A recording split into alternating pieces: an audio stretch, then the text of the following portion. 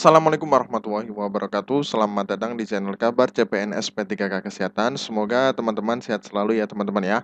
Nah, kali ini kita akan membahas lagi-lagi ya tentang P3K maupun CPNS. Nah, ini setelah lama sekian kita tunggu ya teman-teman, bahwasanya ada mekanisme P3K di tahun 2024 ya. Nah, seperti apa? Langsung saja kita buka untuk informasinya teman-teman ya.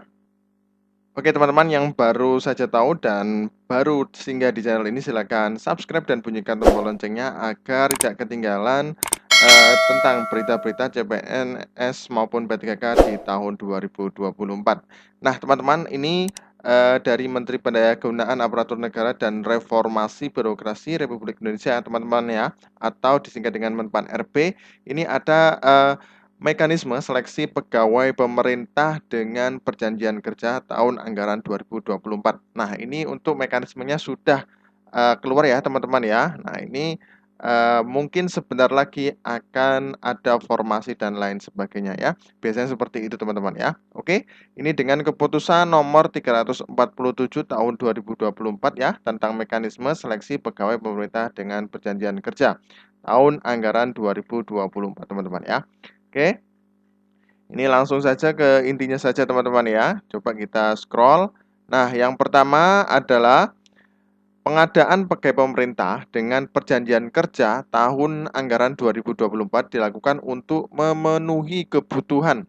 Yang pertama adalah jabatan fungsional dan B, jabatan pelaksana. Nah, kemudian kedua, kebutuhan sebagaimana dimaksud pada diktum pertama diperuntukkan bagi pelamar A, ex tenaga honorer kategori 2 atau ex THK 2, kemudian B, tenaga non-aparatur sipil negara atau tenaga non-ASN. Nah, teman-teman ya, untuk ex tenaga kategori 2 atau THK 2 ini masih bisa teman-teman ya. Kemudian yang kedua adalah tenaga non-aparatur sipil negara atau tenaga non-ASN. Yang ini biasanya dia bekerja sebagai honorer yang ada di rumah sakit maupun di instansi lain teman-teman ya, atau di sekolahan atau di instansi lain ya, kementerian, itu semuanya masih bisa untuk mendaftar di P3K teman-teman ya. Nah, kemudian XTHK 2 sebagaimana dimaksud pada diktum kedua, huruf A adalah pegawai yang terdaftar dalam pangkalan data database XTHK 2.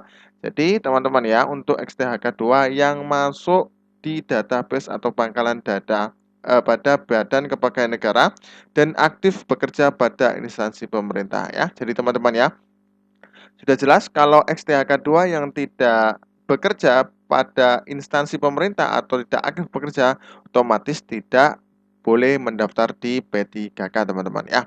Oke, kemudian yang keempat, tenaga non-ASN sebagaimana dimaksud pada diktum kedua huruf B terdiri atas A, pegawai yang terdaftar dalam pangkalan data atau database tenaga non-ASN pada BKN dan aktif bekerja pada instansi pemerintah. Nah, otomatis untuk tenaga non-ASN yang aktif dalam bekerja di instansi pemerintah itu bisa masuk di P3K teman-teman ya. Nah, untuk poin B, pegawai yang aktif bekerja pada instansi pemerintah paling sedikit 2 tahun terakhir secara terus-menerus ya teman-teman ya. Ini sudah jelas, berarti yang paling sedikit 2 tahun terakhir. Nah, secara terus-menerus teman-teman ya. Oke. Kemudian poin yang kelima, pelamar sebagaimana dimaksud pada diktum kedua hanya dapat melamar pada instansi pemerintah tempat bekerja saat mendaftar teman-teman ya. Nah, jadi teman-teman untuk diktum kedua ini ya. Nah, ini ya.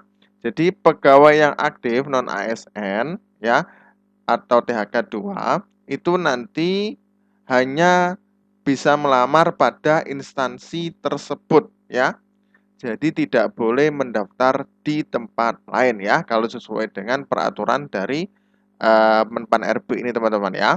Nah ini ya, pelamar sebagaimana dimaksud pada diktum kedua hanya dapat melamar pada instansi pemerintah tempat bekerja saat mendaftar ya. Oke, yang keenam, kebutuhan sebagaimana dimaksud pada diktum pertama dapat dilamar oleh penyandang disabilitas dengan persyaratan sebagai berikut ya. Mohon maaf teman-teman yang penyandang disabilitas juga bisa teman-teman ya. Oke, A. Melampirkan surat keterangan dari dokter rumah sakit, pemerintah, atau puskesmas yang menerangkan jenis dan derajat kedisabilitasannya, teman-teman ya. Jadi otomatis harus ada keterangan dari dokter rumah sakit pemerintah ya. Perlu digarisbawahi teman-teman ya, rumah sakit pemerintah atau puskesmas. Jadi tidak bisa untuk rumah sakit swasta, teman-teman ya. Nah, kemudian yang B, menyampaikan video singkat yang menunjukkan kegiatan sehari-hari pelamar dalam menjalankan aktivitas sesuai jabatan yang akan dilamar. Nah, jadi nanti akan menyampaikan video singkat ya, seperti kayak CPNS ya, teman-teman ya, untuk teman-teman yang disabilitas. Oke, kemudian yang ketujuh, setiap pelamar wajib memiliki pengalaman di bidang kerja sesuai dengan kompetensi tugas jabatan yang dilamar pada saat pendaftaran dengan ketentuan sebagai berikut ya. Jadi untuk yang poin ketujuh ini teman-teman, yaitu adalah teman-teman yang harus sesuai dengan kompetensinya ya. Contoh kalau semuanya guru PPKN ya sama harus di kompetensinya PPKN. Kemudian untuk yang rumah sakit, perawat juga harus sesuai dengan kompetensinya, perawat juga ya. Kemudian analis medis juga sama teman-teman ya. Paling singkat 2 tahun pada jabatan pelaksana ya. Nah ini ya, A. Jadi 2 tahun minimal jabatan pelaksana itu. Kemudian paling singkat 2 tahun pada jabatan fungsional jenjang pemula, terampil dan ahli pratama teman-teman ya. Jadi harus minimal 2 tahun ya. Kemudian paling singkat 3 tahun pada jabatan fungsional jenjang ahli muda. Nah ini biasanya S1 ya teman-teman ya. Nah, jadi teman-teman, maaf ini untuk S2 biasanya ya, paling singkat 3 tahun. Nah, kemudian yang kedelapan, ketentuan sebagaimana dimaksud pada diktum ke-7 dikecualikan bagi pelamar untuk jabatan sebagai berikut.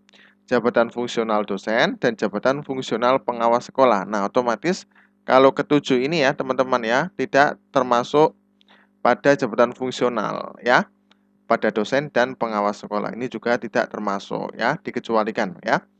Kemudian kesembilan ya, ketentuan pengalaman bagi jabatan fungsional dosen sebagaimana dimaksud pada diktum ke-8 huruf A sebagai berikut. Paling singkat 2 tahun pada jenjang asisten ahli. Paling singkat 3 tahun untuk kualifikasi pendidikan S3 doktor pada jenjang lektor. Kemudian paling singkat 5 tahun untuk kualifikasi pendidikan S2 magister pada jenjang lektor dan paling singkat 5 tahun pada jenjang lektor kepala. Nah, ini ya ketentuannya teman-teman ya. Kemudian yang ke-10, ketentuan pengalaman bagi jabatan fungsional pengawas sekolah sebagaimana dimaksud pada diktum ke-8 huruf B paling singkat 8 tahun sebagai guru ya, teman-teman ya. Otomatis kalau yang ke-8, nah ini ya. Nah, ini paling singkat maaf dimaksud pada diktum ke-8 huruf B paling singkat 8 tahun sebagai guru teman-teman ya.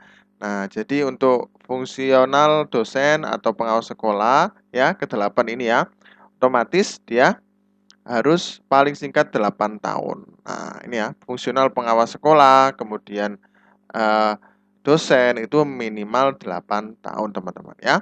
Nah, ke-11, pengalaman sebagaimana dimaksud pada diktum ke-7, diktum ke-9, dan diktum ke-10 dibuktikan dengan surat keterangan pekerja yang ditandatangani oleh pimpinan unit kerja, teman-teman ya. Nah, jadi ini teman-teman ya, harus ada keterangan yang ditandatangani oleh pimpinan unit kerja. Tidak asal menyertakan ya, teman-teman, tapi harus ada keterangan bekerja ditandatangani oleh pimpinan unit kerja, teman-teman ya. Nah, ke-12, seleksi pengadaan pegawai pemerintah dengan perjanjian kerja terdiri dari A. Seleksi administrasi ya, kemudian B. Seleksi kompetensi ya, teman-teman ya. Nah, administrasi seperti pendaftaran ke SSC-ASN dan lain sebagainya ya. Nah, untuk seleksi kompetensi, nah ini sosiokultural, budaya, dan sesuai dengan kompetensinya masing-masing ya. Nah, ini ya dijelaskan lagi pada diktum ke-13, seleksi kompetensi sebagaimana dimaksud pada diktum ke-12 huruf B meliputi seleksi kompetensi teknis, seleksi kompetensi manajerial, dan sosial kultural ya teman-teman ya. Jadi otomatis 3 ini ya, maaf ya tadi ya.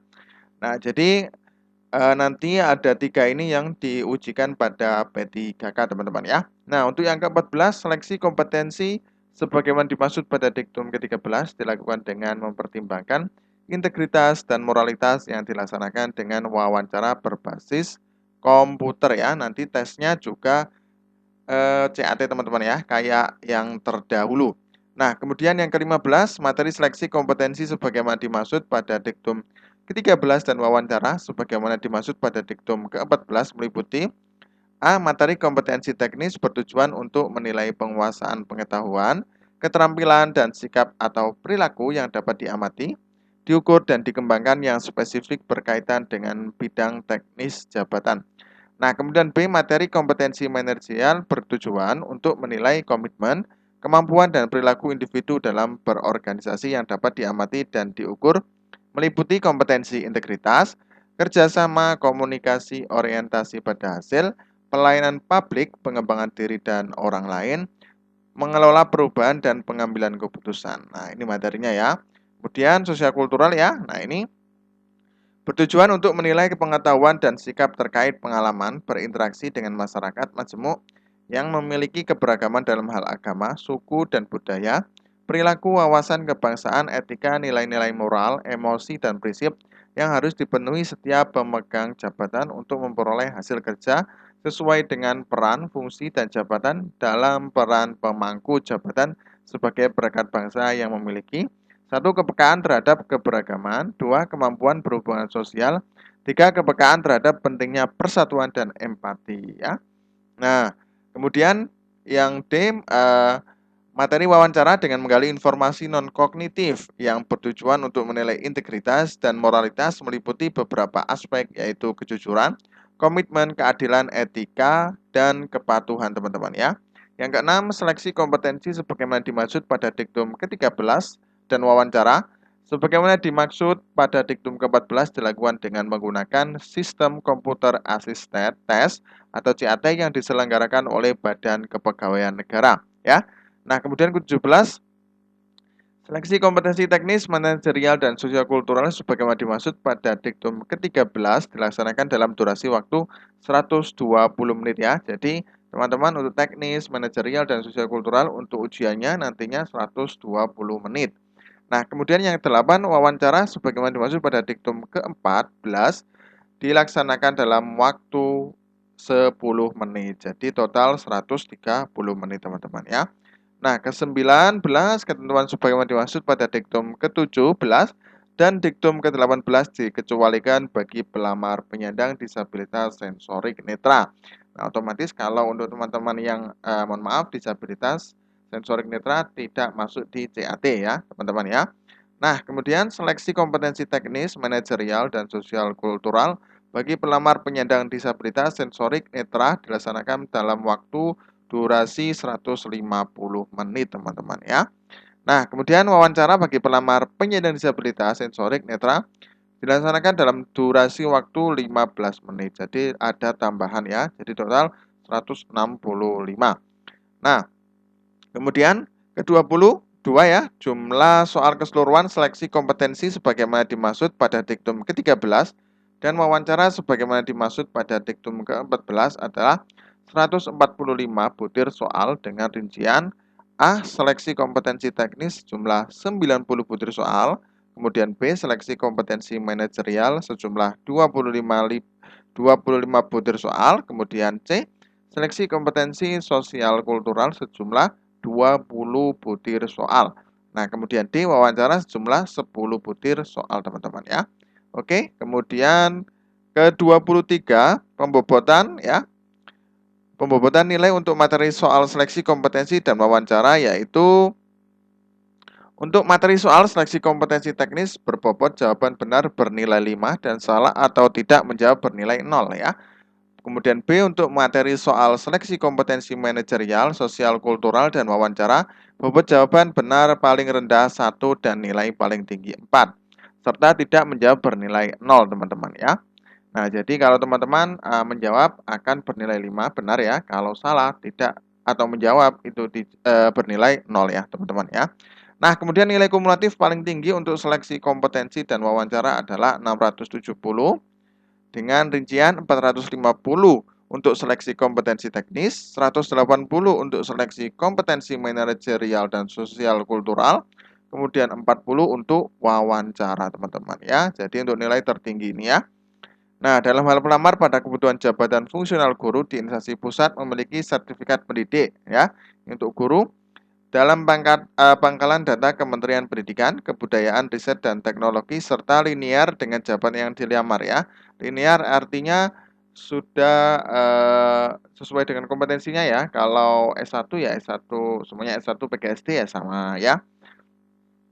Nah, mendapatkan nilai paling tinggi sebesar 100% teman-teman ya. Nah, ini banyak sekali ya teman-teman ya di sini. Nah, kemudian untuk ke-29 atau ke-30 langsung saja ya. Pelamar dinyatakan lulus seleksi jika berperingkat terbaik ya. Nah, ini teman-teman ya. Jadi kalau peringkat terbaik dan kebutuhan itu berarti itu yang lolos teman-teman ya.